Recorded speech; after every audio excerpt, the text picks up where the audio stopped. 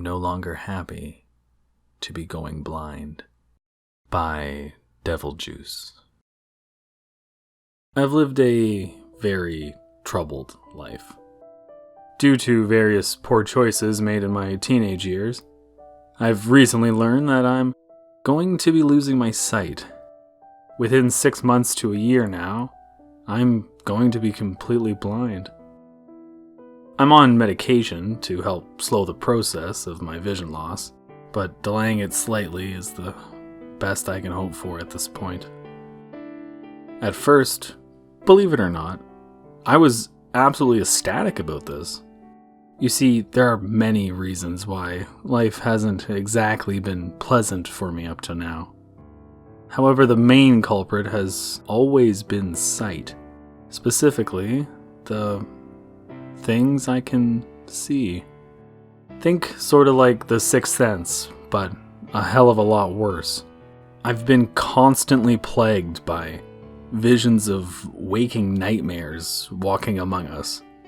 There isn't any sort of consistent theme to these visions either, so there's always some fresh horror for me to witness in gruesome fashion. It can be anything, ranging from things that almost seem normal to full-on unspeakable eldritch abominations a la H.P. Lovecraft.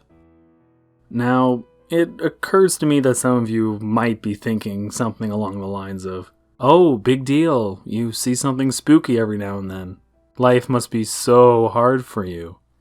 To those people, I ask, have you ever seen what looks like a severely tumor-ridden 6-year-old turn itself inside out and consume a cat through a fanged orifice where its anus used to be? No, I figured not. Take my word for it. Seeing shit like this daily fucks you up beyond belief. The one saving grace in regards to my visions was that whatever I happened to see never seemed capable of seeing me. Occasionally, they did interact with certain things in the world, but they never really paid me any sort of mind. I didn't exactly feel too grateful about that, though, as seeing these things go about their business was already horrific and scarring enough on its own. I have no real explanation for where these things I see come from, though I do have a few theories. My favored one being that I was simply born with the ability to see glimpses of other realities when they briefly brush against our own. I always liked that one better than the other option, though, as considering the fact that I might just be batshit insane is never pleasant. Whatever the reason for the things I saw, I wouldn't have to see them anymore if I couldn't see at all. At long last, I would finally have the relief I had craved all my life. Finally, I'd be free. Life would definitely be more difficult without the gift of sight. In truth, I'd never seen it as much of a gift anyway. At least, that's how it was supposed to be. Not too long after my initial diagnosis, I started to notice changes. It was subtle at first. I make a point not to pay too close attention to the creatures I see, as you might imagine, so it took me a while to notice. Once I did, though, it became impossible to ignore. They've been watching me. Some sneak glances at me when they think I'm not looking. Others stare from afar for long periods of time. Lately, it's started getting worse.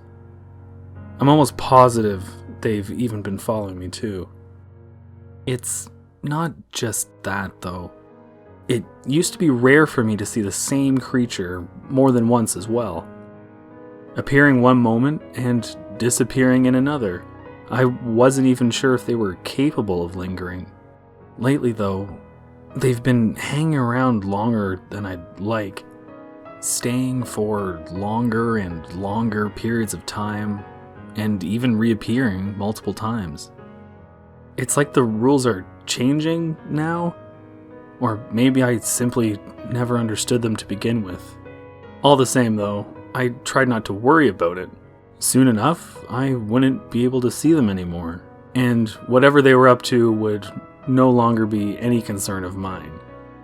I was in denial. I see that now. I didn't want to let my one chance at relief slip away so easily. It was foolish, really, but it's not like I've ever been the wisest person. I might have gone on like that forever, if not for what happened a couple nights ago. You see, I heard one of them speak, and now I can no longer ignore what's going on. I was sleeping soundly in my bed that night, when I was roused by some sort of commotion outside my window. I live on a low floor of my apartment building, and my bedroom window faces the alleyway out back, so I'm likely to catch an earful whenever something happens to be going on back there at any given time. Thinking it was just raccoons or something, I tried to simply just go back to sleep. However, the sound just kept going on, and the longer I listened, the stranger the noise seemed. It was a repetitive thud, like someone dropping something heavy against the ground over and over. Every now and then, it would be accompanied by a wet, crunching sound that sent shivers down my spine. Sufficiently disturbed by this, I reluctantly rolled out of bed and made my way over to the window, phone in hand and ready to call the police. When I pulled aside the curtains, though, I quickly realized that calling the police wouldn't do me any good. It was one of them. You see, these creatures, by their very nature, tend to defy categorization. However, that certainly hasn't stopped me from trying. This one in particular belonged to what I call the insect type. My least favorite besides the so horrific that your mind immediately blocks out any descriptive details other than the sheer terror you felt type. This one in particular seemed to be mostly centipede-like, except for the fact that it had a humanish torso for a head. Its centipede body was hardly normal, though, as it was about 10 feet in length and seemed to be mostly made up of what looked like various types of teeth. I couldn't get a good look at the torso, though, mostly because it was in the process of repeatedly slamming its face against the ground, leaving goopy bits of itself behind on the concrete. As if sensing my gaze, it froze mid-slam, slowly turning its head to face my window. The thing looked vaguely like Jeff Goldblum, somewhere in between human and fly. Bits of soft human flesh and rigid exoskeleton melded together into a nightmarish collage. Its face was heavily battered, but I could somehow tell that it was smiling. And then it spoke in a raspy voice. Not with its shredded remnants of lips, but with some other way that made it sound like it was coming from directly behind me. It said, "Soon." I whipped around, adrenaline sending my heart into overdrive. But there was nothing there. By the time I looked back to the alley, the creature was gone. I took no comfort in its absence. I didn't sleep a wink for the rest of the night. Even now, a few days later, the word still sticks with me. I've no idea what it meant by that. Hell, it could mean nothing at all. I can't convince myself of that anymore, though. My vision is starting to noticeably deteriorate now, but I can still see the creature's interest increasing. They're getting more bold, not even trying to mask their intention anymore. I don't know for sure what any of this means, but I do know one thing for sure. I'm definitely no longer looking forward to going blind. But they might be.